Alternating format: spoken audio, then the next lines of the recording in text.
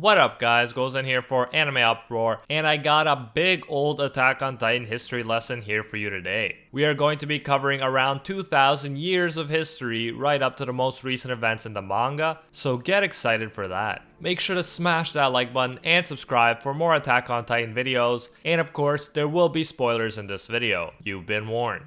Just a quick note, I'll be using BCE, aka Before Common Era, to refer to the years before the year 0 in Attack on Titan, and CE, aka Common Era, to refer to the years after the year 0. So for instance, when I say an event took place in the year 300 BCE, I mean it took place 500 years before the year 200 CE. It's pretty straightforward and reflects the way we talk about our own history in the real world. Now without further ado, let's jump into it. 1003 BCE. The oldest event we can date back to is when Ymir Fritz, the first Titan, got her Titan powers. In the year 817 CE, Grisha is told the Marleyan version of history by his father, which says that this happened 1,820 years ago. It's currently the year 854 in the manga, so according to the Marleyan version, Ymir got her powers 1,857 years ago. It is noteworthy that in the walls, the royal bloodline is believed to have been unbroken for over 2,000 years. The true royal bloodline would have started with Ymir, so this event could have happened around 2,000 years ago. Tom Xaver also tells Zeke that the 9 Titans have existed for over 2,000 years. We can't be sure, but this would be more in alignment with the first chapter's title, To You 2,000 Years From Now. For instance, it could be a message from the first Titan Ymir to Eren, another possessor of the founding Titan. Anyways, there are 3 possible versions we are given of how Ymir Fritz might have got her power.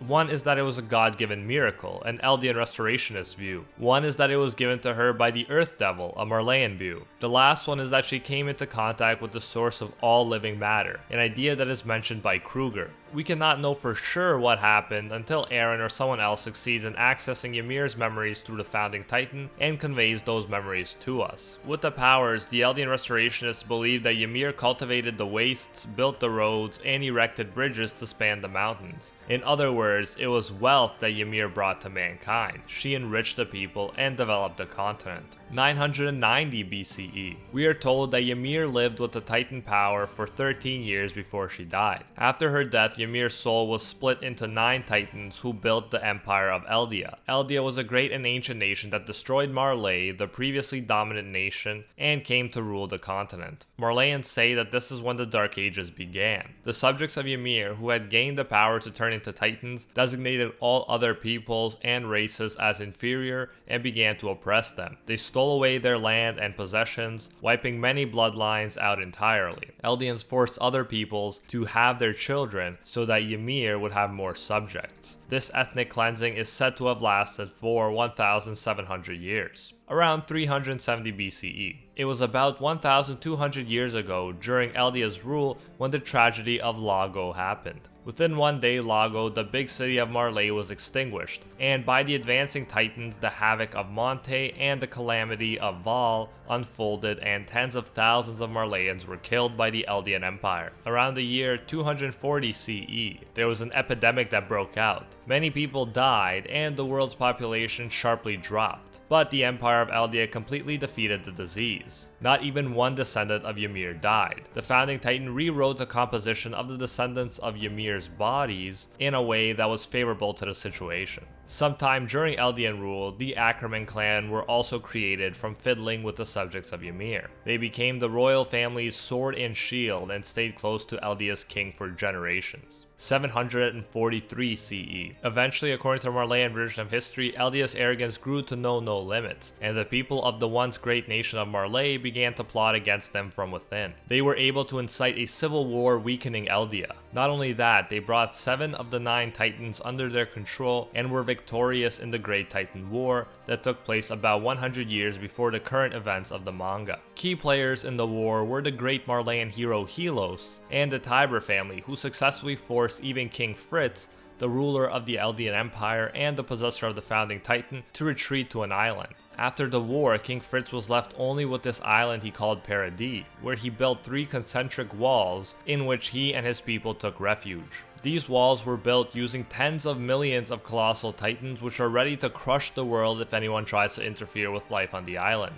This is, of course, the island on which our main story takes place. While these subjects of Ymir were doing their thing on the island, life went on in the continent. Some non-Marleyan Eldians remained. We are told the king abandoned them and left them behind on the continent. Although some people believe that it would have been fit for Marley to eradicate the subjects of Ymir, the Marleyan government showed them mercy and gave them land they could live on. This was the official version of Marleyan history until Willie Tybur gave us a different version. According to him, the Great Titan War wasn't ended by Helos and the Tyburs, but by King Fritz. Even before he inherited the founding Titan, King Karl Fritz, the 145th king, lamented the Eldian Empire's brutal history. He'd grown tired of the ugly war between families and countrymen, and most of all, his heart ached for Marley, a nation under constant tyranny. When he inherited the founding Titan, he worked with the Tybur family. He offered himself as a way to bring the history of the Eldian Empire to an end. He helped present the Marleyan Helos as a hero. When the Eldians began eliminating one another as planned, the king moved as many of the Eldian people as he could to the island and enclosed them inside the walls. He said that anyone who threatened his peace would be met with countless titans as retribution, but he did not truly mean that. In fact, he passed his own philosophy to future royal-blooded founding titan users so that none of them would use the titans to destroy the world. Apparently, King Karl Fritz said the following: "If Marley grows strong and attempts to take the lives of the royal family or its founding titan, I will accept it. If Marley decides to exterminate all Eldians, I will accept it. That is how grave the crimes of us Eldians were. They could never be atoned for." End quote. Until that eventual day of retribution came, the king wanted to live inside the walls with his people and enjoy the brief paradise of a world without conflict. In contrast, on the island, traditional history taught people that it was around 743 CE that all humans except for the inhabitants of the island were devoured by titans. Around 785 CE, the Ymir we know from the Survey Corps was sent to the island of Paradis, along with her followers, because they were tricked into joining a cult where Ymir was presented as a god. People worshipped her like she was the second coming of the founder Ymir Fritz. All of the cult members, including Ymir, were turned into titans. Ymir would go on to roam around the island as a mindless titan for the next 60 years. 806 CE, Grisha was born to Eldian parents in the Liberio internment zone. 809 CE, Grisha's sister Faye was born in the Liberio internment zone. 817 CE, an 11-year-old Grisha took an 8-year-old Faye outside of the internment zone walls. Grisha got beaten up by Aaron Kruger, aka the Owl, as punishment, while Faye got killed by the Marleyan officer Gross. 819 CE, Aaron Kruger inherited the Attack Titan power. 824 CE, while working as a doctor, Grisha came into contact with Grice, who told him about the Eldian restorationists and how his sister actually died. Grisha went on to join the Eldian group. In this group, he met Dina Fritz, a woman with royal blood. 825 CE, Grisha married Dina. Together they had a son and named him Zeke. Around this time within the walls, Erwin's father, who was a history teacher, told his son that the history books given by the government were full of contradictions and mysteries. There were practically no historical records or stories about what life was like before the walls. In private, Erwin's father shared his theory that, when humanity moved into the walls, the king altered the people's memories to make them easier to rule. Erwin shared his father's theory with others, and as a result, the government had the history teacher killed for getting too close to the truth. 827 CE. Within the walls, the royal-blooded Frida Reese was born to Rod Reese and his wife. 829 CE. In Marley, Tom Xavier inherited the Beast Titan power. Around 829 CE, back in the walls, Rod Reese's brother Yuri Reese ate his father and became the new founding Titan. Kenny Ackerman's grandfather told him about the history of the Ackerman clan and why they are persecuted. He told him that royals fear the Ackermans because the power of the Titans cannot be used to erase their memories and control them. After this, Kenny decided to attack Yuri. However, Yuri proved to be too powerful. Yuri apologized for the way the Ackermans were treated, and Kenny decided to join forces with Yuri, becoming his right-hand man. This partnership put an end to the persecution of the Ackerman family. Later, Kenny went to the underground to visit his sister Kuchel, only to find her dead. However, he did find her son, a young Levi, and he taught him to fend for himself before he left him to his own devices. Around 830 CE, the Marleyans decided to gather warriors of Marley from the subjects of Ymir. They gathered healthy Eldian boys and girls from the ages of 5 to 7 so that they could train them to become Titan warriors. Marley wanted the massive amounts of fossil fuels buried under Paradis Island. At this point, Marley said they had 7 Titan powers in their control, but they needed to train loyal Eldians who could use them because Marleyans can't turn into Titans. Grisha was quick to enroll his young son Zeke into the program, hoping that he would become a double agent like the Owl. 832 CE. A 7-year-old Zeke heard that the Marleyans were close to capturing the Eldian restorationists. Tom Xavier convinced the young Zeke to accuse his parents so that he could save his grandparents and maintain his image as a loyal Marleyan warrior. The Eldian restorationists were sent to the island of Paradis, where all of them except Grisha were killed or turned into Titans. Then Eren Kruger transformed, killed all the Marleyans present, and gave Grisha the Attack Titan power. Using the Titan power, Grisha made his way to the Three Walls, where he was discovered by Keith Shadis of the Survey Corps. Shadis helped teach Grisha about human life within the walls because he believed that Grisha was suffering from amnesia. Between 832 CE and 835 CE, many people in the Shiganshina district came down with a sickness. Grisha came up with a cure and helped heal many people, including the waitress Carla and her parents. While Keith Shadis became the commander of the Survey Corps and fought Titans, Grisha married Carla. 833 CE, Reiner was born. 834 CE, Annie was born on the continent, while Armin was born within the walls. 835 CE, Historia, the illegitimate daughter of Rod Reese, was born to his mistress Alma. Eren was born to Grisha and Carla, and Mikasa was born this year as well. 842 CE, a 15-year-old Frida Reese ate her uncle Yuri Reese and inherited the founding Titan. On the continent, Zeke inherited the Beast Titan power and Gabby was born.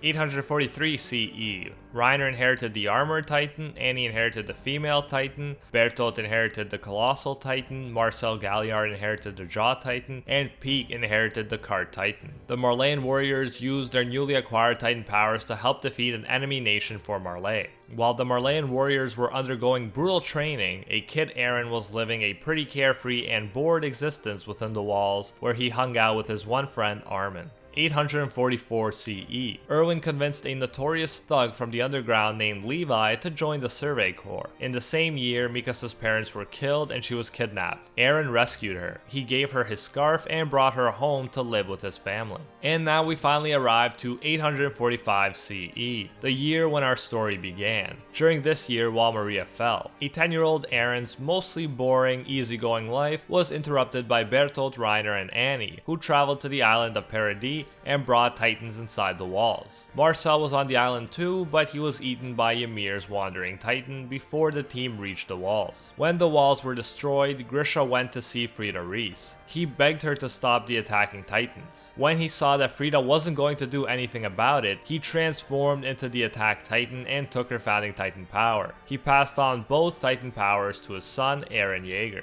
846 CE, Armin's parents tried to leave the walls in a hot air balloon and were killed by the 1st Interior Squad. 847 CE, the 104th Training Corps began, while Kenny created the Anti-Personnel Control Squad, whose purpose was supposed to be fighting the Survey Corps, but it was actually formed so it could help Kenny accomplish his dream of absorbing the Founding Titan. Of course, he later figured out that the powers of the Founding Titan cannot be used to their full extent unless one has royal blood. 850 CE, the 104th Training Corps members graduated. Bertolt's Colossal Titan showed up again and broke through the outer gate of the Trost district. A 15-year-old Eren used his Attack Titan power to plug the hole with a boulder, while Annie, Bertolt, and Reiner made sure Marco was eaten by a Titan so that he couldn't reveal that they were secretly Titan shifters. The Survey Corps went on to capture Annie, defeat Rodriguez's Giant Titan, take Bertolt's Colossal Titan power, and temporarily chase Reiner, Peak, and Zeke off the island. After they took back Shiganshina district, they went to Eren's basement and found out the truth about the outside world. 851 CE, citizens began to resettle in the Shiganshina district. The Survey Corps embarked past Wall Maria for the first time in 6 years and made it all the way to the ocean. Marley sent their first survey fleet to Paradis Island. It was intercepted by the Survey Corps. The anti-Marleyan volunteers who worked for Zeke came over to the Survey Corps side and helped them update their knowledge of the world and its technology. 852 CE, Kiyomi Azumabito from the nation of Hizuru, which is pretty much Japan, came to the island. She told Mikasa that she is the descendant of Hizuru's lost lord, meaning that Mikasa is pretty much a Hizuru royal. Kiyomi mentioned she is also interested in the resources that Paradis has to offer. She hopes to make Hizuru a powerful nation again, and she is willing to team up with the island for that goal. 853 CE, the Survey Corps helped to construct a railway on the island. 854 CE. Now we've come to the current year in the manga. During this year, a 19-year-old Eren unilaterally decided to infiltrate and attack Marley. He got the Warhammer Titan power with Mikasa's help. However, Sasha was shot by Gabby during the retreat. Zeke was taken to the island. His real plan is to make it so that Eldians can't have children. With Zeke, a royal titan, and Eren, who possesses the founding titan power, they can actually use the founding titan's true power. However, there was a divide between the Jaegerists, a rebel faction who want to reunite the two brothers, and the rest of humanity within the walls. Some people, including the commander-in-chief of the 3 military branches, Zackley, were killed. Armin wants to trust in Eren. He hopes that he's only using Zeke to carry out his own plans, but he can't help notice that Eren has changed. For instance, he was cruel to Mikasa and said he always hated her, which was extremely out of character for him. Marley has attacked the island recently, and Eren fought off their military and 3 titans long enough for Zeke to arrive. However, Zeke was hit, and the question now is whether or not he'll scream and turn the people who drank his spinal fluid wine into titans. We are not sure whether or not Levi is dead at this point, because a thunder spear did go off in front of him and only Hanji verified that he was dead, someone who would have reason to hide the truth. And Gabby, the most brainwashed warrior of all time, has seen the light. She realizes now that there were only people on the island and no devils. Along with Colt and Falco Grice, she is currently trying to escape the island, but that will get complicated if Falco, who ingested some of Zeke's spinal fluid, turns into a titan. So things are definitely at a boiling point right now. This current year has been the craziest one yet, and I can't wait to see what happens from here on out. And that is it for today's video. We covered over 1,850 years of Attack on Titan history in one video. I'm impressed. I hope you enjoyed it and found it useful. Smash that like button if you did. If you haven't, be sure to subscribe and hit that notification bell for more Attack on Titan videos. Suggest future videos in the comments. A big thank you goes out to our patrons over on Patreon who help make these videos possible. I especially want to thank our Pro Hero tier patrons, the one and only Gilgamesh, Chubbs is the man, Nothing But a Fan, and Jason Wilson, and our the 1 tier patrons, the ones who stand atop all clans, Baby Ray, A17 FFDP, Steven Ingrata, Alola Natem, Matty Mac 239, and Michael Calderon. If you enjoy our work, you can support more of it by going over to patreon.com/AnimeUproar and becoming a patron today for as little as $1. If you do so, you'll get your name featured in future videos alongside these epic people right here, and you'll even get access to our patron-only Discord. So check out patreon.com/AnimeUproar, link in the description if you're interested. Anyways, thanks again for all of your support, and until next time, see ya, Space Cowboys.